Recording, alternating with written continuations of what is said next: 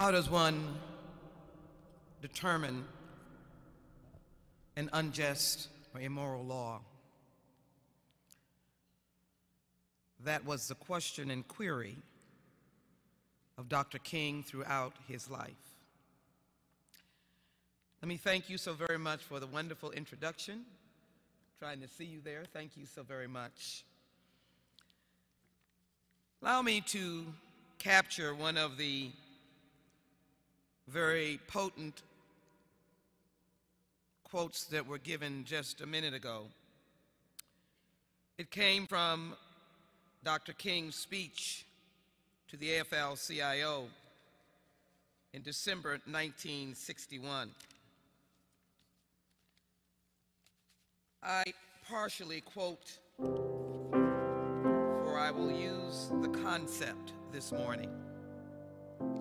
A dream of equality of opportunity, of privilege and property widely distributed. Dr. King's dream, he quotes. A dream of a land where men and women will not take necessities from the many to give luxuries to the few. This morning, I offer to this brilliant group of young people of this great school the concept of unselfish service. To Presiding Bishop Michael Curry, to Bishop Marianne Edgar Buddy, Dean Randy Hollerith, and Phoebe Apperson Hurst, Bishop Henry Yates Satterley, to all of the students, to the grandness of our very special guests, the time that we have come to remind ourselves of the greatness of America, not through those who may hold power, but through those who may serve. Let me say how excited I am to be in this place. Dr. King offered words expressing and reminding us of the wonderfulness of service. I am particularly grateful because as a Yale student, I had the privilege of being a deacon of the Yale Church and being under the tutelage of Dean Sloan Coffin. It was there we listened every week to his great message. And that great message was one of service. So as Dr. King stood in this pulpit, it gives me a great privilege to be able to join in that statement. So why are we here and why are we honoring him? What is the purpose of that honoring? It is that we were grateful for his courage in the face of harassment. We were grateful for him overcoming threats and beatings and even bombings in his home. We commemorate him not because he asked for honors, but because he went to jail for 29 times to achieve freedom for others, and who knew he would pay the ultimate price. For King wanted all of us to come out of the darkness. You are blessed to be able to desire, to be able to be that agitator and change maker. And as I look at each and every one of you, I see girls and young women who the world is calling for to come to be a change maker. Dr. King's speech here on March 31st, 1968, and it should be known that he came to the Washington National Cathedral the year of his death. And as we know, this is the 50th commemoration of the year of his death. He spoke that day of remaining awake through a great revolution. He spoke about Rip Van Winkle sleeping through a revolution, that nothing will be done until people of goodwill put their bodies and souls in motion. I was inspired by these words as a young college student. And I'm grateful that the Yale Church allowed me to leave and go work for the Southern Christian Leadership Conference.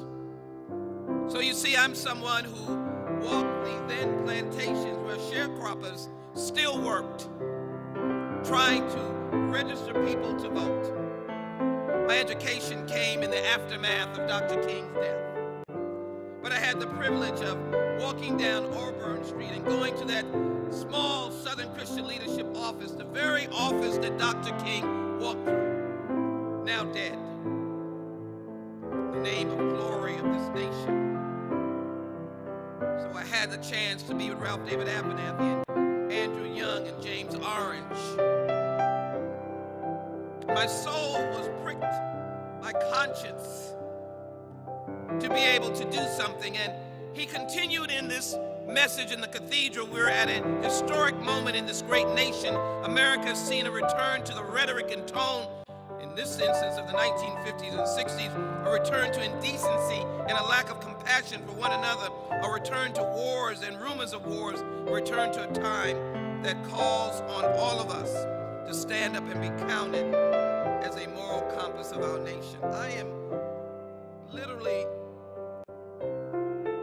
in awesome recognition of how relevant those words are today, and how much we need to either eat our Cheerios or get that spinach or whatever gets you going to be able to reignite that moral compass. And it is unacceptable, in particular for those of us of faith, those of us who have the greatest privilege of sitting in this building that may be considered bricks and mortars, but there is so much that has gone through this historic place, this place of honor. For those of you who are students, don't walk with an everyday approach.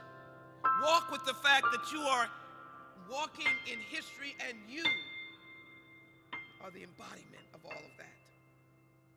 And so, it would certainly not be the kind of tenable thing that I could do to miss speaking about the window around the commemoration of Dr. King's birthday in 2018. First, as I said, it is still his birthday, but the 50th commemoration and acknowledgement that he died. He was assassinated in the most violent of manners. How much irony in the fact that as a young lawyer, I sat on the reopening of the investigations to the assassinations of Dr. Martin Luther King, Jr. and President John F. Kennedy. One of the greatest honors of my trajectory in the field of law, to delve down into what actually happened to Dr. King, to go back to that rooming house across from the Rain Hotel, to talk to people still alive, to try to discern what happened, to find out about the assassin, alleged assassin. All of this was in my DNA because I was so much clamoring for the high ground of Dr. King. I ask you as students to find your place, your high ground. It may not be that of Sheila Jackson Lee's or your parents. It may not be of Mr. Keller, who is such an outstanding lawyer and leader in the House Judiciary Committee. And I know he's proud of Lillian, as we all are proud of you. But find your high ground. And so in these 4 days, my sadness is that America did not find her high ground. For the silence of the clergy and the people of faith, and the remarks of the commander-in-chief in the last 4 days, was not a personal slight to probably anyone in this room. We still turned on the lights in our home. We went about our business.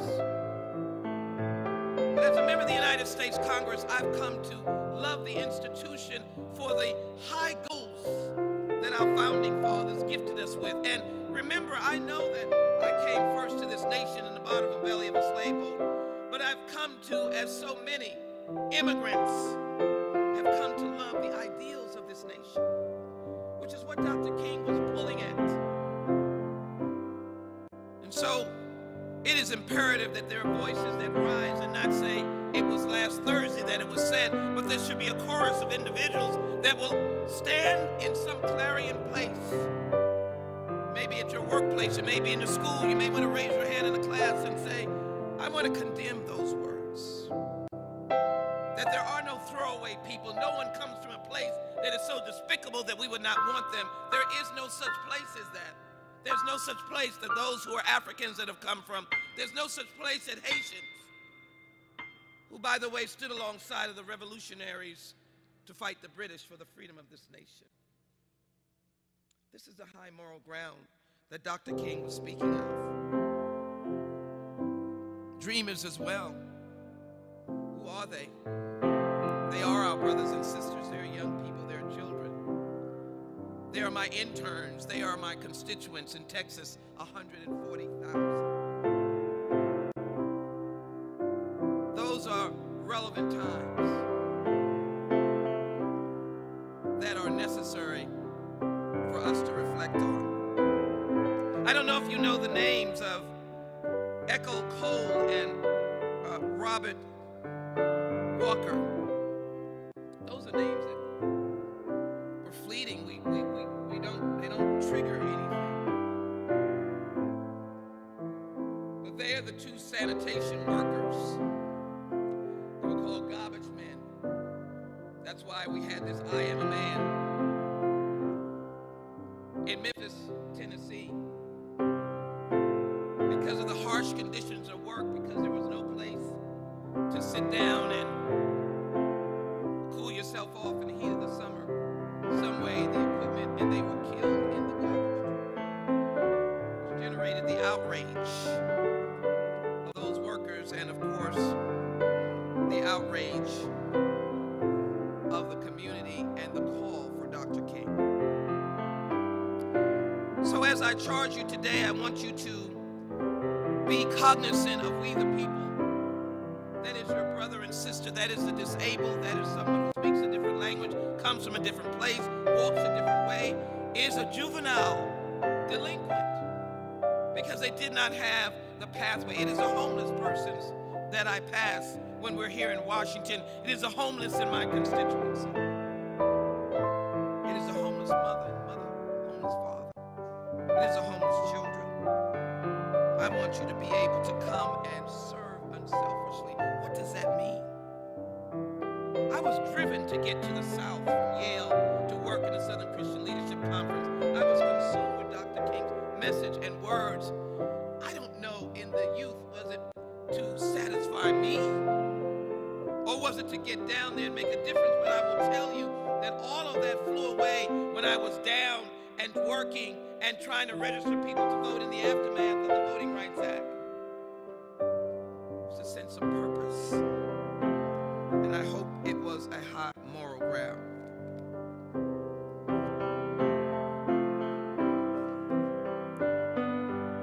Maybe it was my effort not to be pulled so low to cause me to hate those who were still discriminating in that time. 1 Peter 4:10 reads, as each has received a gift, use it to serve one another as good stewards of God's varied grace. In 1 Peter 5:2, shepherd the flock of God that is among you, exercising oversight, none under compulsion, but willingly as God would have you, and not for shameful gain, but eagerly. We've got to have a little fun in our life as well.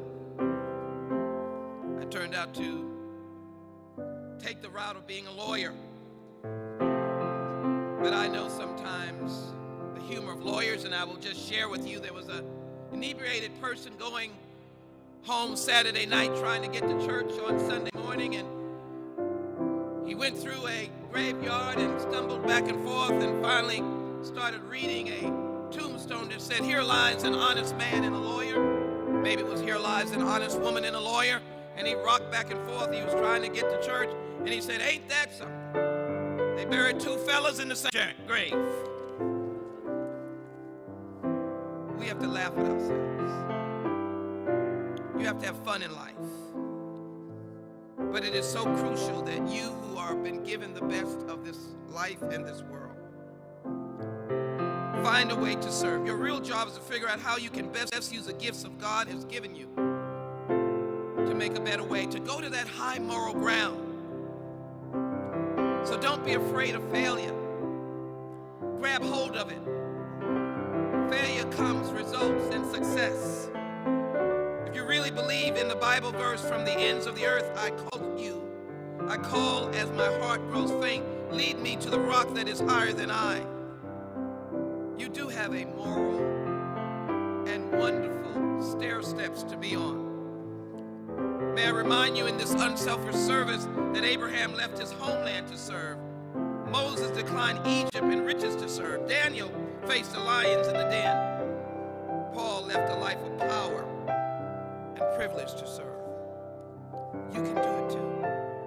I don't know what your talent is, but I want to wake up the civic engagement of America. I want to cause us to be on fire. You remember President Obama's campaign message, fire it up. I want us to come to that place.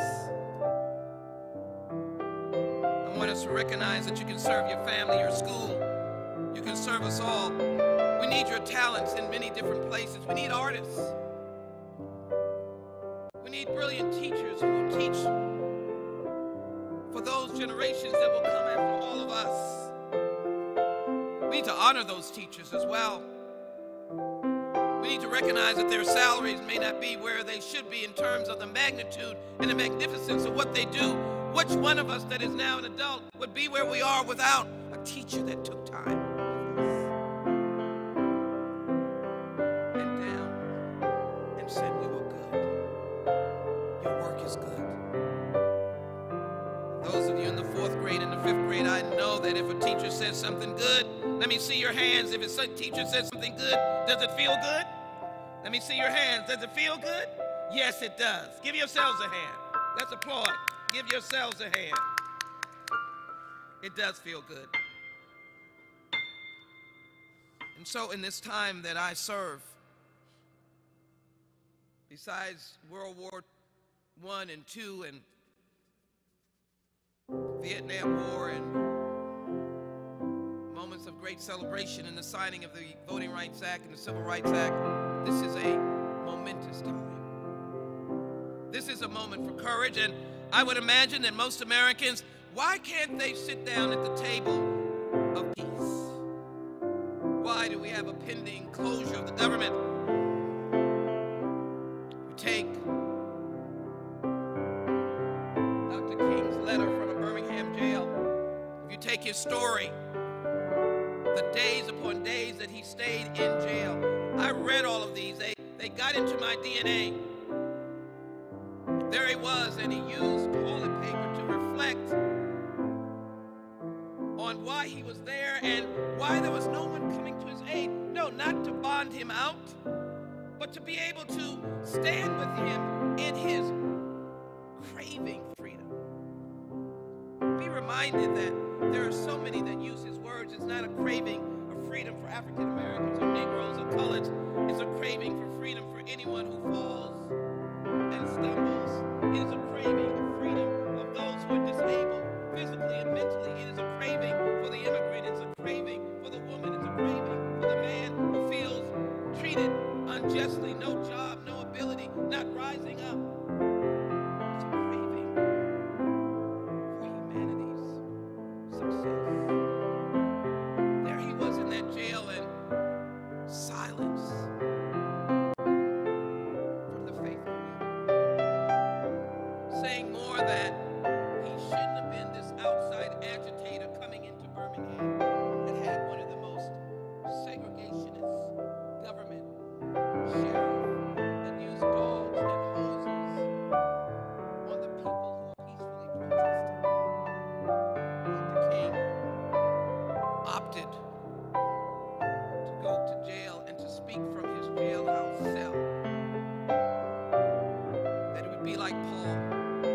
would travel where there was an injustice. He queried the clergy as to whether or not they think it was a responsibility to abide by and uphold an immoral law. It is our duty to abide by just laws. We know we're a nation of laws. I always say in my hearings when I led the immigration committee, but we're a nation of immigrants as well. So Dr. King said to those who were challenging him, they were chastising him, they were telling him, you're a troublemaker, and he said, injustice anywhere is injustice everywhere. Is that something that you can abide by in your unselfish service? Can you find your calling? Whether or not you're applauded by the masses, the world, whether you get stardom and national attention, can you recognize that Dr. King's life overshadows his death? Can you recognize how Esther, in her hesitation, still became someone who served and worked for the people? Do you recognize that a Sojourner Truth and Lucretia Mott, Elizabeth Cady Stanton, and Susan B. Anthony did not know whether their unselfish service was going to bear fruit when they helped to push for the constitutional amendment that gave women the right to vote?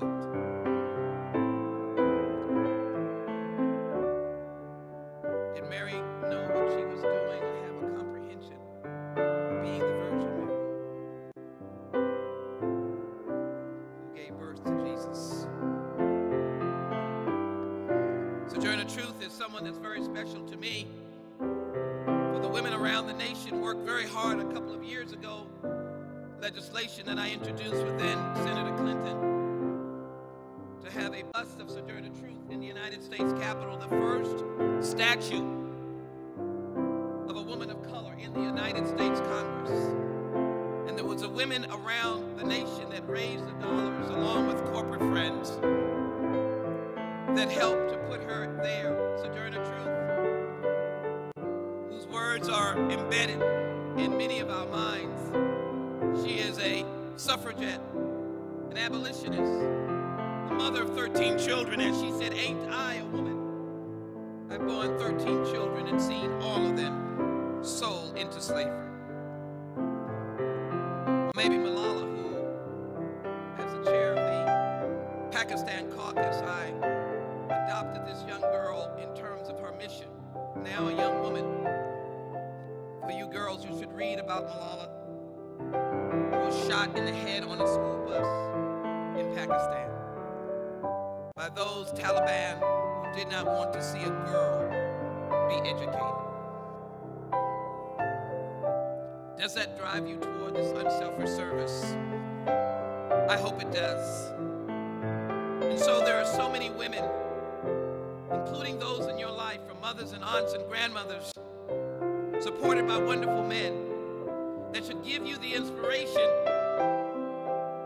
that if you have to run without shoes on, you will do so. For you will run toward service. You will not care who's in the way. You will not wonder what spotlight will be on you today. Or you will not wonder about the critic that will come and stand in the way. Oh, I know this school, bedded here in this place of wisdom, Washington National Cathedral.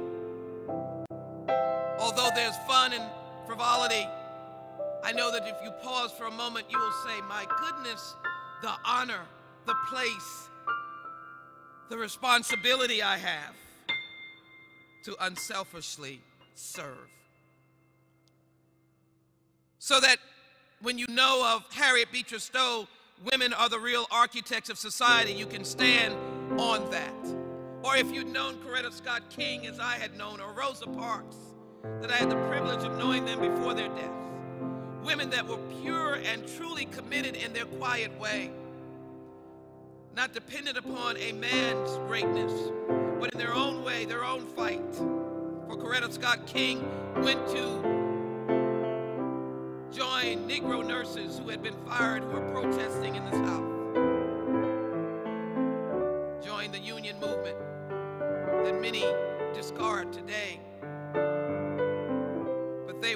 fact, the crux of the working man and woman, providing them with overtime and work safety, weekends, health care. Sometimes we discard what we do not know. So I ask you today to take that pledge of unselfish service. I ask you to embed what not only this day, continuing in this week, but I will ask you to take all that has been poured into you. Remembering the words of Dr. King, there's so many, but there's so many fabulous and wonderful poets, leaders, grandparents, teachers, clergy who have poured words of remembrance. Maybe for God so loved the world that he gave his only begotten Son, and whosoever believeth in him shall not perish, but have everlasting life. For Dr. King, a genuine leader is not a searcher for consensus, but a molder of consensus. So we march toward the end of the week in the United States Congress. I will take from this place your faces. But I hope you will take a moment to understand that I may be wrapped in the vision of Dr. King. It may be that I cannot adhere to an immoral stance. If the ultimate results of the shutdown of the government, please give a moment of thought. There may be 1 or 2 or 3 or 20 or 30 or 40 or 50 or 60 or 70 or 300 of the members of Congress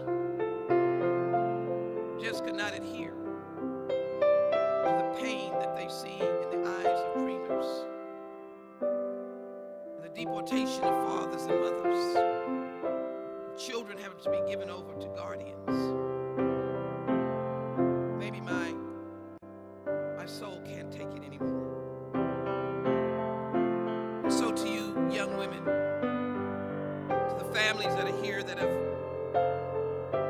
brought about the opportunity for this great school, to the members of this great congregation, to the bishops, clergy, let me offer my thank you for America's greatness and its ability to find its moral compass. For you are our guide, and we are grateful. But let me ignite that we must be on fire. Let me tell you what my heart is calling me to do. That is not to accept the status of the impoverished, the dual and discriminatory education of our children, the mistreatment of our seniors in terms of their later lives. They have not been able to mass the mountain of wealth, and they've just worked every day, and maybe they have Social Security. But those like the 14-year-old boy that I just heard was gunned down here just a day or two ago. We must be on fire. With that, I hope that you will find your place. For in Dr. King's last words on April 3rd, 1968, after going to Memphis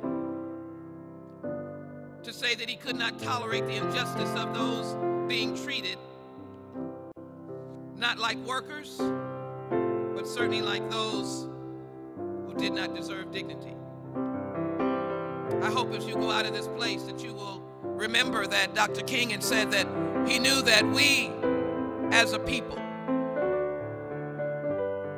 would have the opportunity for a better day. For he said that he had seen the promised land. He had been to the mountaintop. And he, maybe in an uncanny way, said that he might not get there with us in a speech that he was originally not going to do. Asking Dr. Abernathy, go do it for me, Ralph, I'm a little tired. But that was not going to be that night.